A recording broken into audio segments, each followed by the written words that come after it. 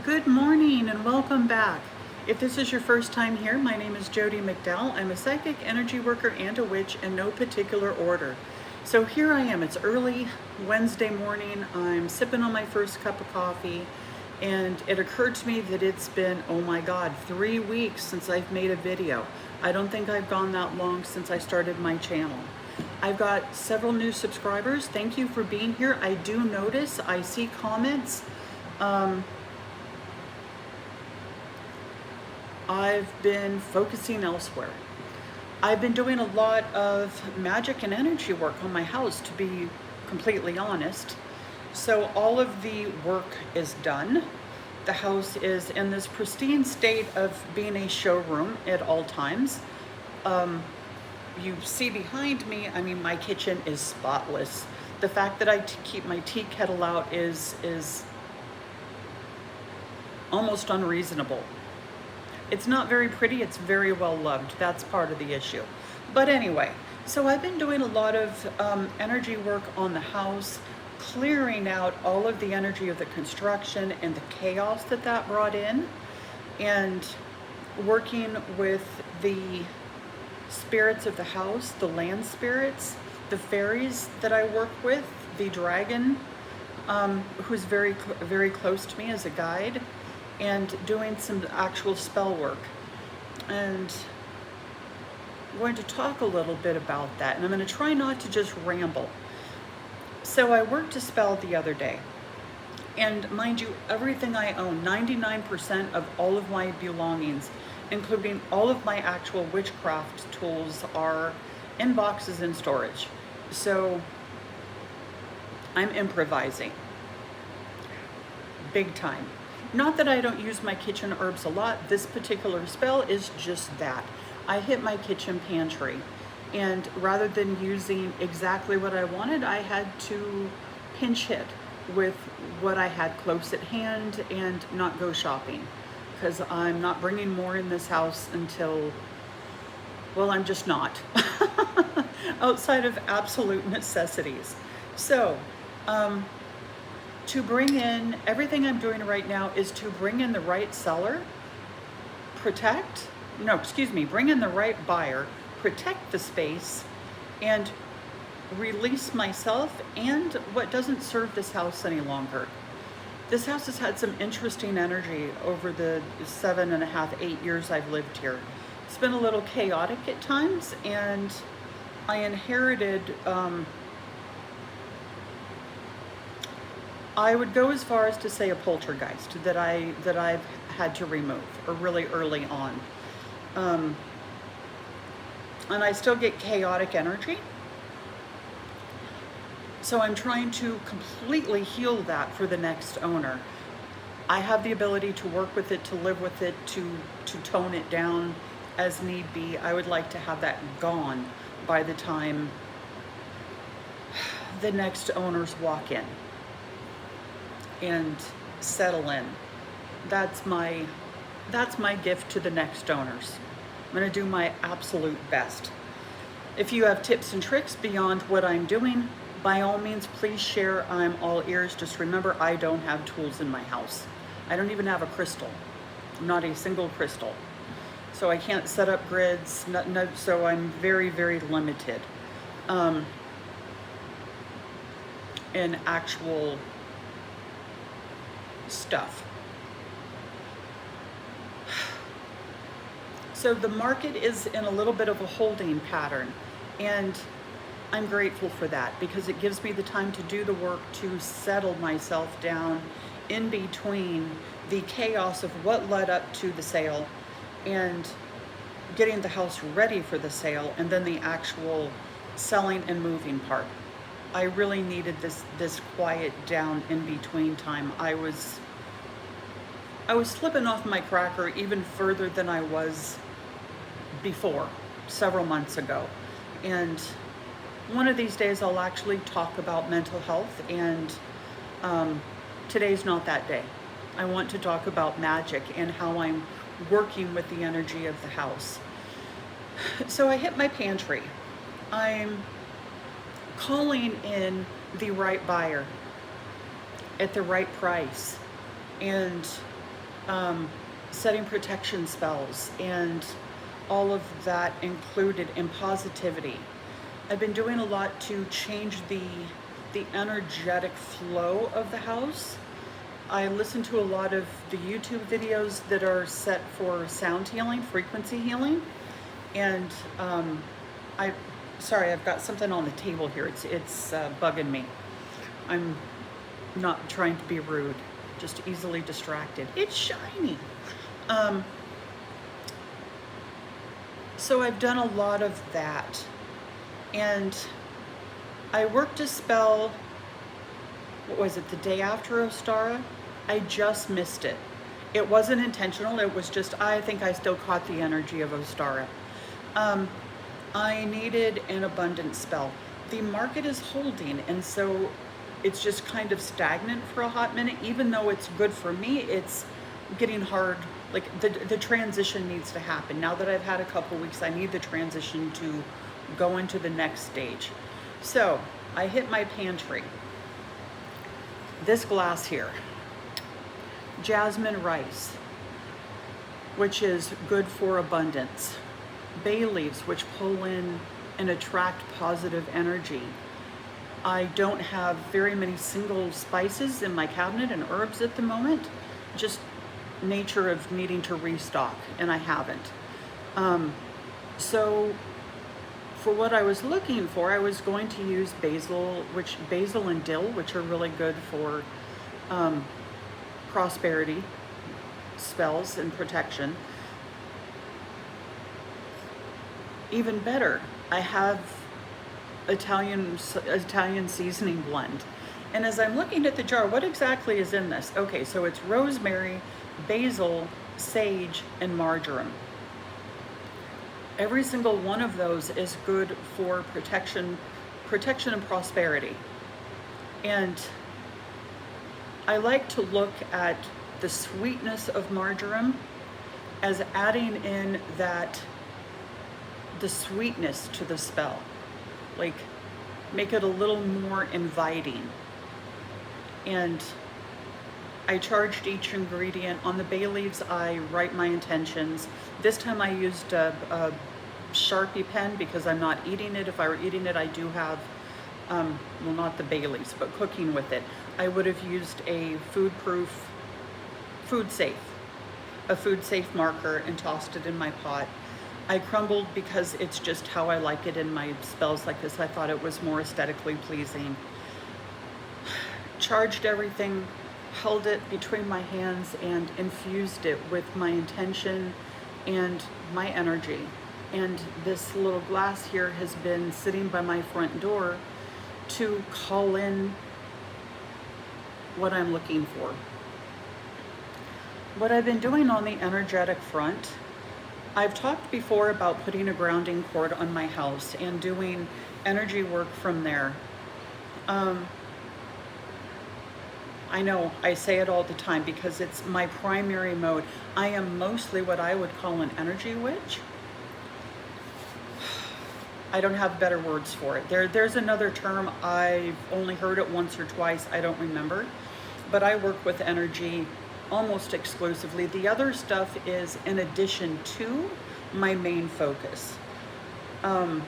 So going in and connecting my house down into, you can't see my hands. I'm trying to show you that I'm down in the earth and then going up and connecting to a couple of different suns and moons throughout the galaxies and pulling the energy through, playing with that cosmic energy and the colors. I typically use silvers when I'm coming from cosmic. Silvers from the moons and more of like a white from the suns. And from the earth is where I pull up all the beautiful fun colors. And right now I'm running a lot of greens because it's very, well, it's refreshing and natural and cleansing, and running effervescent energy so that the energy isn't just pure white, pure silver, but those bubbles for that like a scrubbing effect. It's kind of happy, it's a little joyous. And letting all of the negativity drain through and resetting everything in that positive energy. And I'm doing that just about every day. It runs constantly, but I go in and tune into it to make sure everything's running smooth.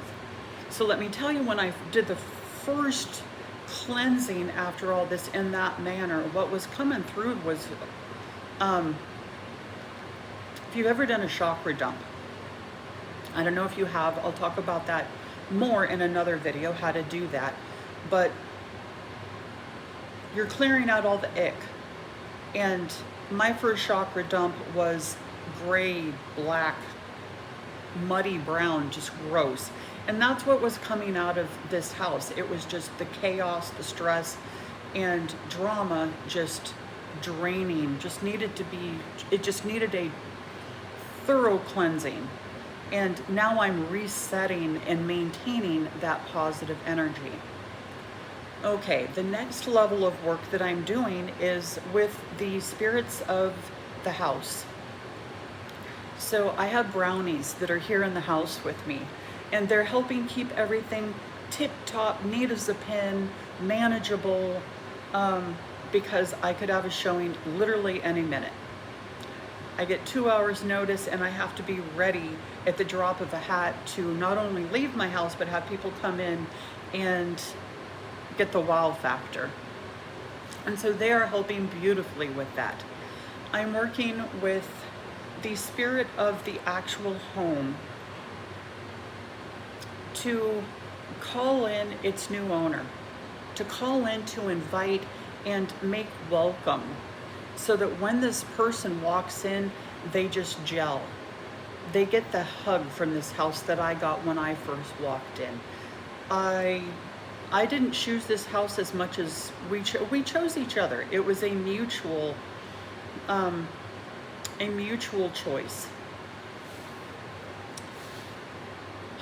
Asking them to do that. I'm also giving a lot of gratitude to the spirits of the house for protecting me, for keeping me warm, for being here.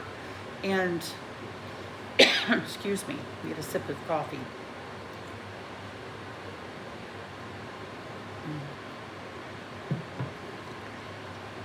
For all that this house has done. I've built beautiful, beautiful friendships, a wonderful marriage here. I've had a life here. I've had a life here. And this is my first totally my own home. Not an apartment I rented somewhere or with a roommate or with a spouse. This was the first place that I moved that was 100% mine. I chose the place, I paid for everything, the whole kit and caboodle. And that makes it extremely special and heartwarming, and the relationship even tighter. And asking the spirits to release me so that I can move on to the next stage and let them have the next set of people. What I'm feeling is that it's a young family. A young family is going to come in here with a couple of small children, and it's an energy that would be very, very good here. That's just kind of that's what I'm getting, is who's coming in. We'll see.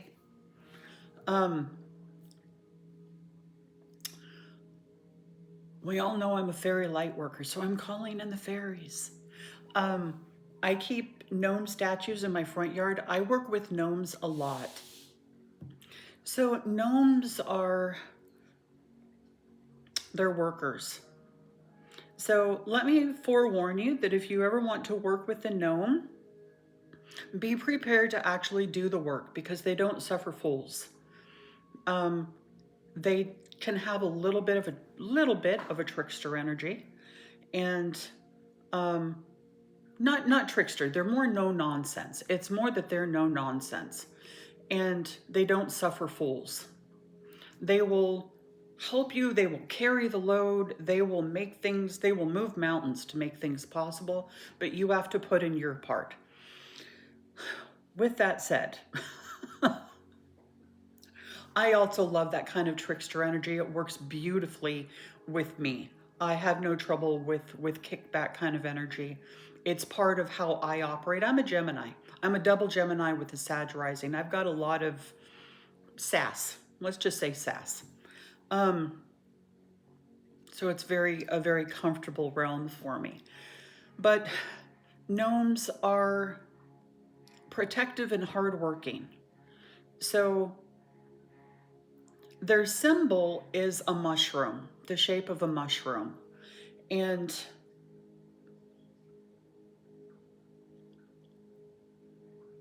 so imagine that you're putting a stem of a mushroom right through the center of your house with the cap arching over your house and your property. As big or as small as you want. I like to envision my house isn't huge, but it's big enough, and that it's covering the entire scope of my property here. And asking the gnomes to protect from unwanted attention, drama, problems, but also working to bring in the right buyer and the sale so that we can transition to the next phase. So it's that combination. And the green man, I'm calling on the green man is everything growth and abundance. I'm only talking about in the realm of fairy light work. I'm not going to talk about him through other means because it's not relevant. That's not how I work with him. I work with the green man as the spirit of everything growing. He makes my garden grow big and beautiful. He saves my plants, heals the soil, makes the trees grow, goes in after the fires and heals. And that growth is abundance. The green man is a very, very good energy to work with for abundance. And given the amount of plants that I have outside around my home, and well, more fake plants that I can shake a stick at in my house right now. Yeah, I don't like them very much. But my home was professionally staged and they look lovely. Sorry, that was, I'm not sorry. So I'm calling on the green man to bring in that abundance, to carry in the growth. And the symbol for the green man is any leaf. Absolutely any leaf that you can imagine, draw, whatever. I don't typically work with the symbols of Reiki type symbols very often, but I do with the fairies because it's an easier, faster way to connect, and it's they're so symbolic. They are just so symbolic that it's easy and kind of fun. So if you're ever working an abundance spell and you want to call in the energy of the green man, paint or draw a leaf on part of your spell, whether it's on the pot that you're growing a plant in for abundance. So that will charge that with green man energy. Ask him to come in and work with that plant to just make it grow for healing. All of the fairies are also very good at healing work. All of them. They do very different things. Some work together better than others. So like the gnomes and the green man pair beautifully. The gnome is going to heal the physicality of the house and the land and protect. The green man, on the other hand, is going to heal the earth up and energetically and call in the abundance. Now let's talk about the pixies. I have been calling in the pixies because they are kind of the party girls of the Fae world. They're who you call when you're having a party and you want to make sure everybody has a grand time. You call in the pixies and they will just set the stage. Everybody's laughing, everybody's talking, having a great time. And that is an energy right now that, yes, I want the calm for my own personal needs, but also the joy that comes with that, of that positive, well, life, the feeling of life and joy and celebration, and asking them to fill the home with that so that when people come in, they feel that. And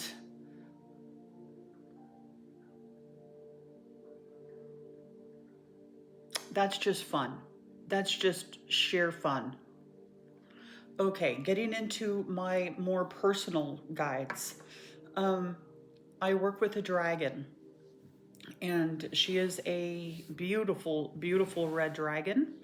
I've been working with her for, I think it's been going on a year now, so it's relatively new to me compared to my other guides. And her energy is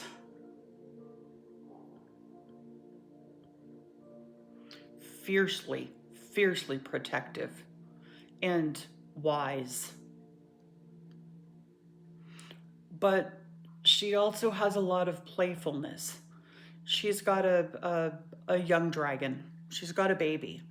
She was sitting with the egg, waiting for the egg to hatch when I first connected with her, and I was graced with being able to be near the egg as well as be introduced to her little one very, very early on, and that's just, it gives me it just gives me warm fuzzies all over the place. Working with her is, again, she's going to tell you like it is. She's going to tell you how it is. She doesn't pull punches. Very direct. I've been asking her to help me glide through this process, to carry me through, because it's turbulent and at times it's hard. And to help balance the emotional turbulence of the stress of several months of being just in a I'm just hanging waiting for the next thing. Also, asking her to protect that, like serious hardcore protection, that drama doesn't come in. No neighbor drama, nobody coming in who's not interested. Like only people who are truly looking are going to come into this house and have a serious intent, and but also helping to round up the specific people who need to come in. That's a lot of what I have my guides doing right now, are working with me in the house, but also specifically out rounding up and bringing in that next person or people, that next family group, whatever it is.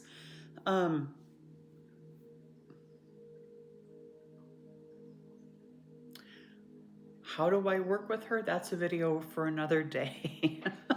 But we all know, if you've watched me before, I do most of my work through meditation. So that's a big key. I've been tuning into my ancestors as well. I've been journeying a bit and traveling down the world tree. And connecting with various ancestors. I have hundreds, literally hundreds, that are there to support me. But there are probably, I'm going to say 10 or so who are in the forefront, that show up all the time and make it known that they really want to work with me. From both sides of my family, my mother's side and my father's side, some more recent and others stretching back very, very long time. Very, very long time. And the more recent generations, I'm asking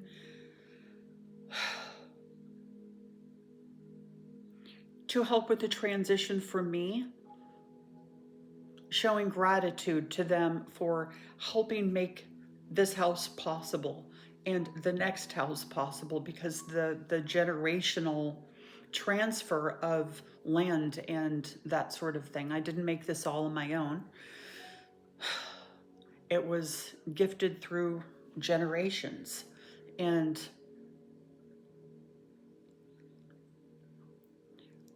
having them help me pick the next house and find the place that's going to be perfect. And my grandmother has been popping up a lot. I didn't know her well in her living years. She died when I was about 10, maybe 11. She'd been sick with cancer from the time I was 2. And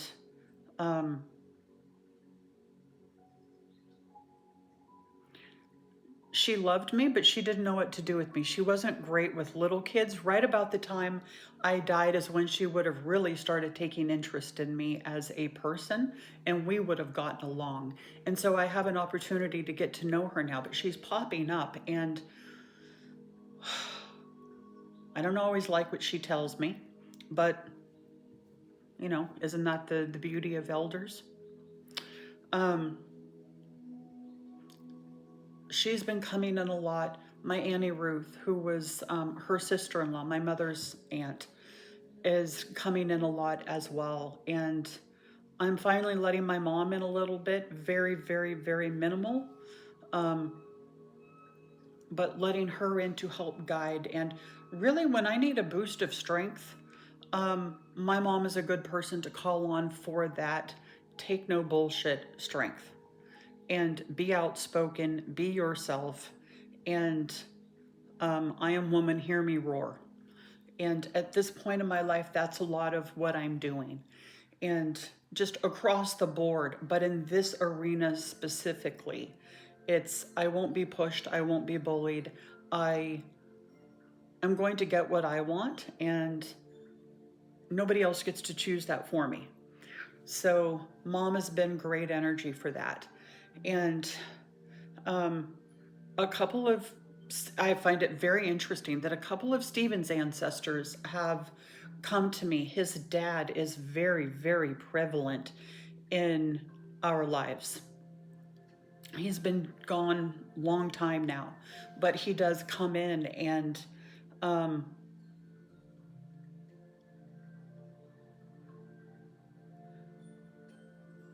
helps push things. He helps push things. And a very fiercely, fiercely protective energy for us. And calling in all of these entities and spirits is pretty magnificent. First of all, that they're at my fingertips and available to me is kind of unreal. I wouldn't have said I had access to all of that even 3 years ago. Some, yes, but it's grown. My spiritual practice has grown exponentially in the last 5 years. Just absolutely boomed. And I think that's part of the reason I'm ready for this transition is I've outgrown this stage in a lot of ways, and it's time to grow and be free in another way. So if you've made it through all of this, thank you so much. And I hope that you found some interesting and maybe helpful content. If you want to know how to do any of the things that I've talked about, I'm more than willing to share as best I can. Some of the things are hard to explain, but I will do my best. And the next couple of days or next week at the latest, I'll be doing a video on how to get in touch with your spirit guides. I had somebody ask me the other day, and I'm going to address that specifically. So, thank you for being here. Until next time, blessed be well, and thank you so much. Bye-bye.